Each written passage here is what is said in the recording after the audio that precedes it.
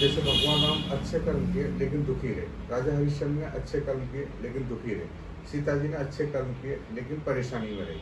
वो क्यों रहते हैं? जैसे हम यहाँ 6 लोग बैठे हुए, 4 लोग वो हैं जो हमें दिखाई दे रहे हैं, 2 लोग वो हैं जो हमें दिखाई नहीं दे रहे, और 6 लोगों के सिर पर अपनी अपनी टोकरी रखी हुई है। टोकरी समझते हैं आप? टोकरी है, हाँ, टोकरी रखी हुई है।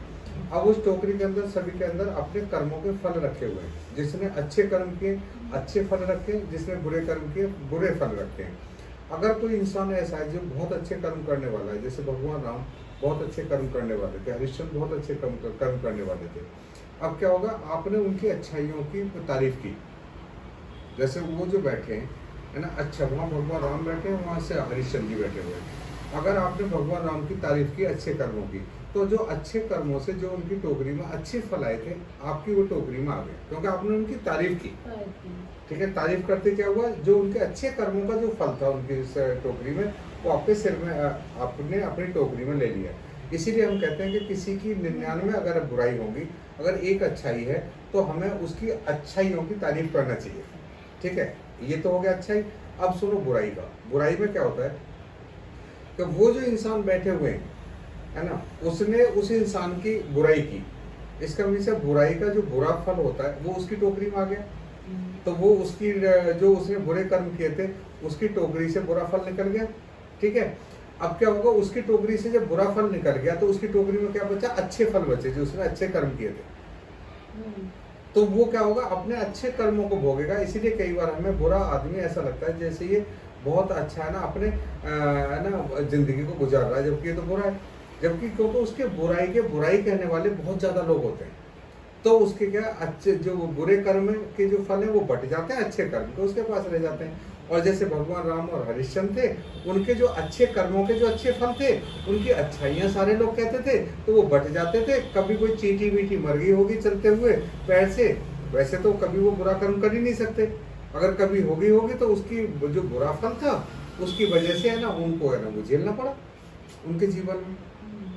समझ गए ना? लेकिन हमें इसे डर से अच्छे कर्म करना नहीं छोड़ना चाहिए, क्योंकि ये जो हमारी आत्मा है ना, ये जो शरीर को चला रही है, जब इस शरीर को छोड़ेगी तो दूसरे शरीर में जाएगी अगले जन्म में, तो वो इन्हीं संस्कारों को लेके जाएगी जिस संस्कार पर आप अपना जीवन जी रहे हैं। तो इसी संस्कार को अच्छा बनाने के लिए हम इस संसार में परमात्मा हमें भेजते हैं कि जाओ इस संसार में आप 100 साल की छुट्टियां मनाओ और अपने संस्कारों को बदल लो। आगे समझ में ना? अब बताओ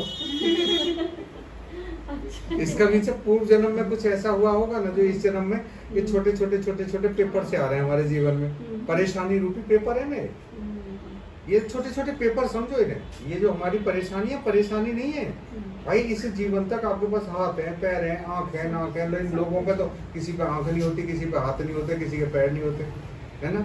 इस जीवन तक, इस उम्र तक आपके पास सब कुछ है, तो ये आपकी अच्छाइयों का फल है। ये छोटे छोटी जो परेशानी आ रही है, ये क्या कभी कुछ हो गया होगा? ना मैं अपने लिए कह रही, इसलिए कह रही ना कि इतना करते हुए भी ये सुखी नहीं है। सुखी डरती रहते हैं, मतलब सबका भला चाहते हैं। मैं अपने छोड़ो में इनको खा हाँ, क्या चाहते हैं? भला चाहते हैं। देखो ऐसा होता है। इस जन्म में जरूरी नहीं है कि हमारे पास जो हम इस जन्म में भुगत रहे हैं वो इसी जन्म का भुगत रहे हैं, पिछले जन्मों का भी तो भुगतते हैं कई बार, समझ गए ना। और ये सोच के हमें इस जन्म में अच्छे कर्म करना चाहिए कि इस जन्म में हमें अपने संस्कारों को अच्छा बनाना है। ठीक है, लेकिन डॉक्टर बैठे हैं ना, देखो परमात्मा की आपके ऊपर कृपा है तो आपको डॉक्टर के पास भेज दिया। अब डॉक्टर क्या करेगा कि आपका जीवन अच्छा चले, दर्दनुमा ना चले, है ना, प्यार से जीवन जियो। ये डॉक्टर यही तो सहयोग करता है आपका। और देखो जिस सुख की बात कर रहे हैं ना आप, जो बाहर से जो मिलता है हमें वो सुख मिलता है बाहर से, और जो भौतिक चीजों से, जैसे हमने पैसा कमाया उससे ना टीवी खरीद लाए, गाड़ी खरीद लाए, इनसे क्या मिलता है? सुख मिलता है, शांति नहीं मिलती। अगर उससे शांति मिलती तो पैसे वाला एक बीमार नहीं होता, किसी को हार्ट अटैक नहीं होता, किसी को नींद की गोली न खानी पड़ती, किसी को कैंसर नहीं होता। और आनंद किससे मिलता है? आनंद मिलता है अपने अंदर विचार करने से। यानी कि बाहर जब देखो, जब बाहर की चीजें सुनो, जब आपको बहुत जरूरत है, तब मैं ये सुखी हूँ। बाहर देखो ना, तब मैं सुखी हूँ। समझ गए? अब जब आप अपने अंदर झांकोगे, अंदर विचरण करोगे, अपने अंदर की आत्मा में देखोगे, अंदर के ब्रह्मांड में देखोगे, तो वहां से आपको आनंद मिलेगा। इसीलिए तो जो ये शंकर जी थे आधी आंखें बंद किए हुए बैठे रहते थे। गुरु नानक देव आधी आंखें नहीं बंद किए हुए बैठे रहते थे। बुद्ध को देखो आधी आंखें बंद किए हुए बैठे हुए। तो जब जरूरत है तो क्या करना है, बाहर को संसार को देखो, और जब जरूरत नहीं है तो ऐसे बैठ जाओ आंख बंद करके आधी। ठीक है, ऐसे आंखें बंद करो आधी और अपने अंदर घूमो ना, फिर अपने बगीचे में।